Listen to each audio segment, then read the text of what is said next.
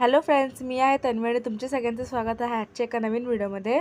तर आजच्या या व्हिडिओमध्ये आम्ही तुम्हाला दाखवणार आहोत आमची न्यू इयरची पार्टी. आम्ही काय काय पदार्थ केले. तर त्याच्या आधी तुम्हा सगळ्यांना नवीन वर्षाच्या खूप खूप शुभेच्छा. तुमचं हे वर्ष आनंदाचं व भरभराटीचं जावं. तर आम्ही तुम्हाला दाखवतो आम्ही काय काय केलं ते या. तर आम्ही त्यासाठी आणले होते 2 किलो चिकन आणि 2 किलो चिकनचे आम्ही भरपूर सगळे वेगवेगळे पदार्थ बनवले. तुम्ही बघाच पुढे व्हिडिओमध्ये. आणि मग आम्ही ना चिकनचं सार बनवलेलं. आम्ही शक्यतो चिकनचं सार असं पातळ बनवतो.